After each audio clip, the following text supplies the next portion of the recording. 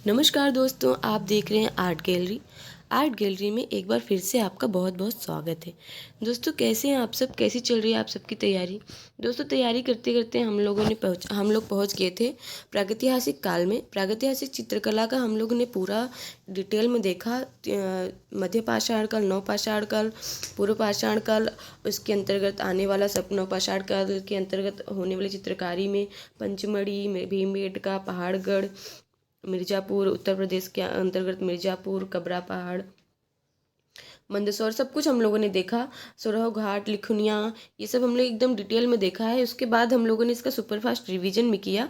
उसके बाद आज हम देखेंगे एकदम चुनिंदा इसके क्वेश्चन आंसर्स, एकदम चुन चुन के लिया गया है। ऐसे क्वेश्चन जो शायद हो सकता है कि एक दो क्वेश्चन पेपर में ज़रूर आ जाए। जो नए क्वेश्चन बनते हैं, जहाँ से नए नए उठाए जाते हैं क्वेश्चन, वो लिया गया है। एकदम नए क्वेश्चन है, इसे ध्यान से ज़रूर देखें। और अगर नहीं आता तो उसे नोट डाउन कर लें, तुरंत याद कर लें, और आता है तो आपका रिवीजन हो जाएगा। तो आइए शुरू करते हैं। देखते हैं पहला क्वेश्चन। पहला क्वेश्चन कह रहा है, सर्वप्रथम प्रागैतिहासिक शब्द का प्रयोग किसने किया था? तो सर्वप्रथम प्रागैतिहासिक शब्द का प्रयोग कनिंघम ने किया, डेनियल विल्सन ने किया, एफ फासेट ने किया, या इनमें से कोई नहीं? प्रागैतिहासिक शब्द का प्रयोग सर्वप्रथम किया था डेनियल विल्सन ने। डेनियल विल्सन की बुक, डेनियल विल्सन ने 1851 में एक बुक लिखा था, archaeology and prehistoric annals of Scotland. 1851 में लिखा था। उसी में इन्होंने सबसे पहले प्रागैतिहासिक शब्द का प्रयोग किया था, डेनियल विल्सन ने। तो आगे देखते हैं दूसरा क्वेश्चन। दूसरा क्वेश्चन कह रहा है, 1865 में एच.बी. वानी ने हैदराबाद में गोदावरी के किनारे पैथान नामक स्थान से क्या खोजा था? तो 1865 में क्या फासिल या होता है जीवाश्म को खोजा था, शिला चित्र को खोजा था, भीमबेटका को खोजा था, या इनमें से कोई नहीं? तो 1865 में एच.बी. वाइने ने हैदराबाद के गोदावरी के किनारे पैथान नामक स्थान से खोजा था। फासिल को जीवाश्म भी बोलते हैं, फासिल को खोजा था। ऑप्शन ए सही हो जाएगा। ए इज द राइट आंसर। आगे देखते हैं। आगे तीसरा क्वेश्चन कह रहा है, पूर्व पाषाण काल के मानव को क्वार्टिजाइट मानव के नाम से क्यों पुकारा जाता है? पूर्व पाषाण काल के मानव को क्वार्टिजाइट मानव के नाम से क्यों पुकारा जाता है? क्या ये इनका वैज्ञानिक नाम है, इनके पूर्वजों का नाम है, क्वार्टिजाइट पत्थर के प्रयोग के कारण इन्हें पुकारा जाता है, या डीम इनमें से कोई नहीं? तो पूर्व पाषाण काल के मानव को क्वार्टिजाइट मानव के नाम से पुकारा जाता है क्योंकि क्वार्टिजाइट नामक पत्थर का ये लोग प्रयोग करते थे, इसलिए इनको क्वार्टिजाइट मानव के नाम से जाना जाता है। तीसरा क्वेश्चन ऑप्शन यहाँ पे सी सही हो जाएगा। सी इज द राइट आंसर। देखते हैं तीसरा क्वेश्चन क्या कह रहा है। तीसरा क्वेश्चन कह रहा है, भारतीय प्रागैतिहासिक चित्रकला का इतिहास पुस्तक के लेखक कौन है?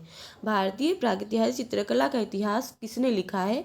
तो स्टुअर्ट पिगट लिखे हैं, A.H. बाद्रिक ने लिखा है, स्टेला कैम्ब्रिज ने लिखा है, या डॉक्टर जगदीश गुप्ता ने लिखा है? तो भारतीय प्रागैतिहासिक चित्रकला का इतिहास लिखा है डॉक्टर जगदीश गुप्ता ने। ऑप्शन डी सही हो जाएगा। D is the right answer. आगे देखते हैं पांचवा क्वेश्चन क्या कह रहा है। पांचवा क्वेश्चन कह रहा है, प्री हिस्टोरिक इंडिया जो 1923 में लिखी गई है, इसको किसने लिखा है? 1923 में प्री हिस्टोरिक इंडिया नामक पुस्तक किसने लिखा है? ये पुस्तक 1950 में भी लिखा गया है। वो किसने लिखा है? दोनों बता दीजिए आप। क्या पंचानन मित्रा ने लिखा, पर्सी ब्राउन ने लिखा, स्टुअर्ट पिगट ने लिखा, या इनमें से कोई नहीं लिखा? तो जो प्री हिस्टोरिक इंडिया 1923 में लिखी जाती है, वो लिखा जाता है पंचानन मित्रा के द्वारा। ऑप्शन ए सही हो जाएगा यहाँ पे। लेकिन जो 1950 में प्री हिस्टोरिक इंडिया नामक पुस्तक लिखी जाती है, वो लिखा जाता है स्टुअर्ट पिगट के द्वारा। तो स्टुअर्ट पिगट ने पूरा यथार्थवादी, मतलब पूरा ये प्रूफ सहित इसमें पूरा प्रागैतिहासिक काल के बारे में विवरण दिए हैं। तो ये 1950 में लिखे थे, पर उसके पहले 1923 में पंचानन मित्रा ने लिखा था। उसमें सिंघनपुर के बारे में इन्होंने बताया हुआ है, पंचानन ने। आगे देखते हैं छठवां क्वेश्चन। छठवां क्वेश्चन कह रहा है, कांटेदार शाही का चित्र प्राप्त हुआ है। तो कांटेदार शाही का चित्र कहाँ से प्राप्त हुआ है, ये पूछ रहा है। तो क्या पंचमढ़ी से प्राप्त हुआ है, मध्य प्रदेश से प्राप्त हुआ, जम्बूद्वीप से प्राप्त हुआ, या इनमें से कोई नहीं? कांटेदार शाही का जो चित्र है वो मिला है हमारा जम्बूद्वीप से। ऑप्शन सी सही हो जाएगा। जम्बूद्वीप कहाँ है? जम्बूद्वीप पंचमढ़ी के अंतर्गत आएगा। पंचमढ़ी कहाँ है? तो पंचमढ़ी मध्य प्रदेश के अंतर्गत आता है। यहाँ पे कांटेदार जो शाही का चित्र मिला है वो जम्बूद्वीप से मिला है। ऑप्शन सी सही हो जाएगा। आगे देखते हैं पंचमढ़ी से चित्र प्राप्त है। पंचमढ़ी से कौन कौन सा चित्र प्राप्त है ये पूछ रहा है। वानर क्रीड़ा का चित्र, स्वास्तिक पूजा का चित्र, परिवार के मध्य तंतु वादक का चित्र, या ये सभी चित्र प्राप्त हुए हैं वहाँ पे। तो पंचमढ़ी में ये सभी चित्र प्राप्त हुए। वानर क्रीड़ा का चित्र हो गया, व स्वास्तिक पूजा का चित्र हो गया, परिवार के मध्य तंतु वादक का चित्र हो गया, और भी बहुत सारे चित्र हैं जो पंचमढ़ी से सबसे ज़्यादा धनुषधारी के चित्र प्राप्त हुए हैं पंचमढ़ी से। तो ये सारे चित्र प्राप्त हुए। ऑप्शन सी सही हो, डी सही हो जाएगा। D is the right answer. आगे देखते हैं आठवां क्वेश्चन। आठवां क्वेश्चन कह रहा है प्रागैतिहासिक काल में हरे रंग के लिए किस पत्थर का प्रयोग होता था। हरे रंग के लिए पूछ रहा है, तो क्या लेपिस लाजुली का होता था, कल्सडोनी का होता था, चूना पत्थर का होता था, या इनमें से कोई नहीं। तो प्रागैतिहासिक काल में जो हरे रंग के लिए पत्थर का प्रयोग होता था वो कल्सडोनी का पत्थर होता था। कल्सडोनी नामक पत्थर का प्रयोग करके ये लोग हरा रंग बनाते थे इसको पीस के। और लेपिस लाजुली से नीला कलर बनता है, चूना पत्थर सफ़ेद के लिए प्रयोग होता था। तो ऑप्शन यहाँ पे बी सही हो जाएगा। आगे देखते हैं नौवां क्वेश्चन। नौवां क्वेश्चन कह रहा है सुअर का आखेट, शाही का आखेट, हाथ के छापे आदि चित्र कहाँ से प्राप्त हुए हैं। तो सुअर का आखेट हो गया, शाही का आखेट हो गया, हाथ के छापे हो गया, ये सब सारे चित्र कहाँ से मिले हैं ये पूछ रहा है। तो यहाँ पे ऑप्शन है लिखुनिया, सुरहो घाट, मिर्ज़ापुर या उत्तर प्रदेश।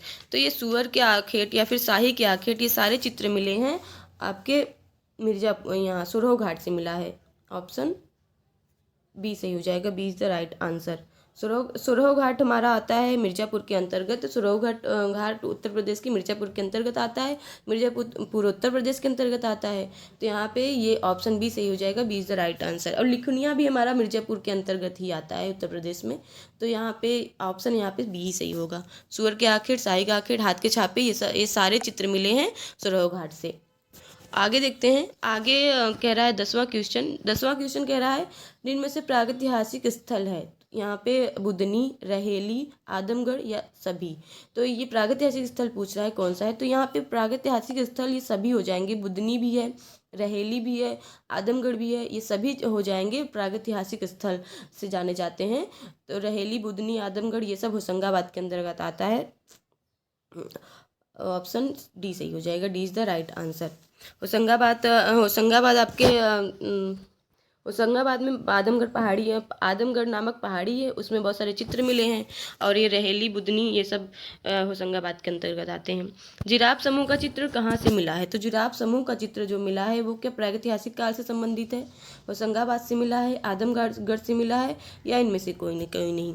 तो जिराफ समूह का जो चित्र है वो मिला है आपका होशंगाबाद से, सॉरी आदमगढ़ से मिला है। जिराफ समूह का चित्र आदमगढ़ से मिला है। आदमगढ़ होशंगाबाद में है। होशंगाबाद प्रागैतिहासिक काल से संबंधित है। तो यहाँ पे ऑप्शन सी सही हो जाएगा। सी इज़ द राइट आंसर।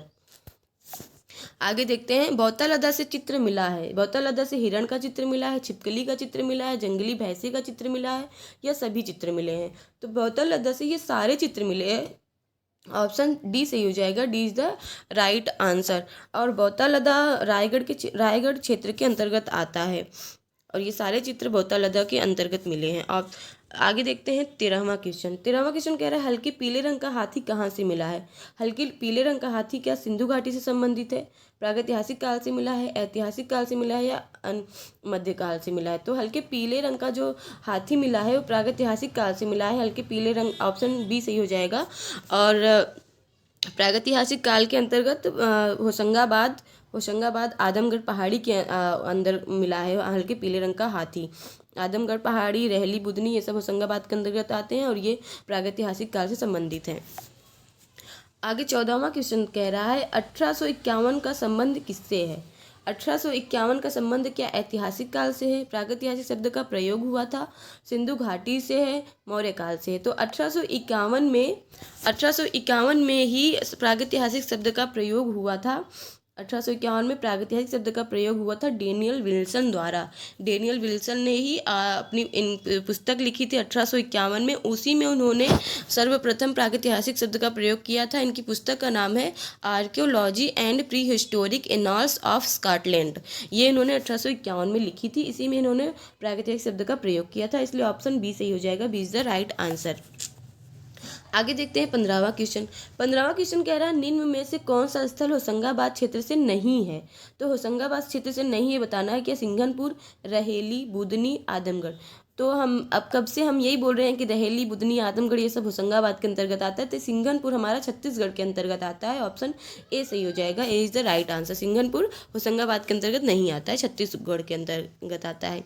आगे देखते हैं 16वां क्वेश्चन। 16वां क्वेश्चन कह रहा है यूरोपीय भारत कब आए थे। ये क्वेश्चन थोड़ा सा कंफ्यूज कर सकता है। सबसे पहले प्रागैतिहासिक काल ऑप्शन देखेंगे तो हमारे माइंड में आएगा प्रागैतिहासिक काल में आए थे, पर इसका ऑप्शन आंसर और होगा कुछ, ये बताना है। तो क्या यूरोपीय भारत कब आए थे। प्रागैतिहासिक काल में आए थे, मुगल काल में आए थे, चौथी शताब्दी में आए थे या गुप्त काल में आए थे। तो यूरोपीय भारत आए थे मुगल काल में, अकबर के काल में आए थे। अकबर के शासनकाल में यूरोपीय भारत आए थे मुगल काल में। तो ऑप्शन बी सही हो जाएगा, B is the right answer.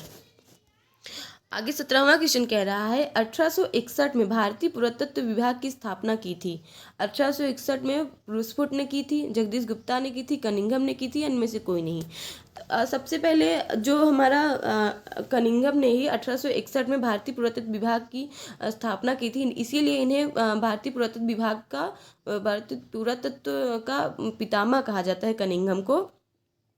और ये भी एक बात है कि 1861 के पहले कोई भी पुरातत्व खोज नहीं की गई थी, खुदाई या फिर कोई भी खोज नहीं हुई थी। अगर कभी भी पूछ ले कि ये चीज़ कब खोजा गया था और उसमें ऑप्शन अगर 1861 के पहले कुछ रख दिया गया है और एक दो ऑप्शन 1861 के बाद का रखा गया है, तो सबसे पहले तो 1861 के पहले वाला ऑप्शन ऐसे ही कट जाएगा, क्यों सही नहीं है, क्योंकि 1861 के पहले कोई भी खोज नहीं हुई थी।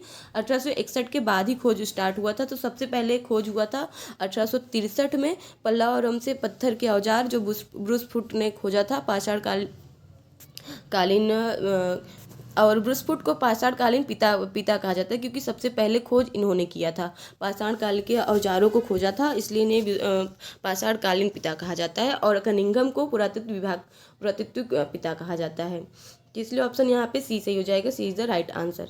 आगे देखते हैं 18वां क्वेश्चन। 18वां क्वेश्चन कह रहा है सबसे पहले पत्थर का औजार 1863 में ब्रूसफुट ने कहाँ से खोजा था। अभी हमने बता दिया इसको। तो ये क्या 1863 में ब्रूसफुट ने मद्रास से खोजा था, पल्लावरम से खोजा था, रायगढ़ से खोजा था, या इनमें से कोई नहीं।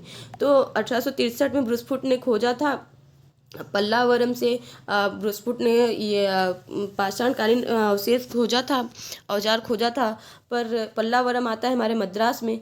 और हमारा ऑप्शन बी सही हो जाएगा, B is the right answer. आगे देखते हैं। आगे कह रहा है 1892 में एफ फासेट महोदय ने किस स्थान के चित्रों को प्रकाशित किया था। 1892 में एफ फासेट ने किस स्थान के चित्रों को प्रकाशित किया था।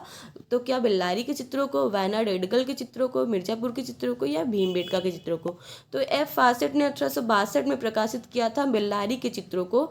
ऑप्शन ए सही हो जाएगा, A is the right answer. Bellary हमारा कर्नाटक में आता है और ये प्रागैतिहासिक काल से संबंधित है। आगे वीडियो का लास्ट क्वेश्चन कह रहा है बछड़े के साथ गाय तथा ऊँट का चित्र कहाँ मिला है। तो बछड़े के साथ गाय हो गया और ऊँट, ये दोनों चित्र कहाँ से मिला है ये बताना है। तो आदमगढ़ से मिला है, मिर्ज़ापुर से मिला है, होशंगाबाद से मिला है, या इनमें से कोई नहीं। तो बछड़े के साथ गाय का चित्र और ऊँट का चित्र मिला है हमारा मिर्ज़ापुर से। ऑप्शन बी सही हो जाएगा, B is the right answer. Mirzapur Uttar Pradesh में आता है और सबसे पहले भारत में मिर्ज़ापुर में ही खोज किया गया था। चित्रों का खोज मिर्ज़ापुर में ही हुआ था सबसे पहले।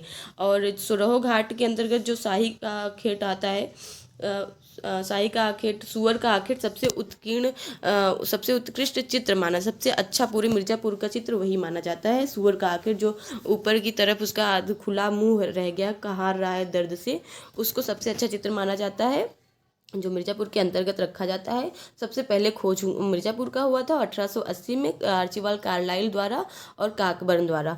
और सबसे अगर पूछा जाए कि सबसे प्राचीन चित्र कहाँ मिले, तो सबसे प्राचीन चित्र मध्य प्रदेश से मिले। भीमबेटका हो गया, पंचमढ़ी हो गया, भीमबेटका ही माना जाएगा। भीमबेटका प्रागैतिहासिक का ये पूरा पाषाण काल, मध्य पाषाण काल, नवपाषाण, तीनों पाषाण काल से संबंधित है, इसलिए सबसे पुराना चित्र भीमबेटका से ही मिला है, सबसे प्राचीन, और सबसे पहले खोजा गया था मिर्ज़ापुर।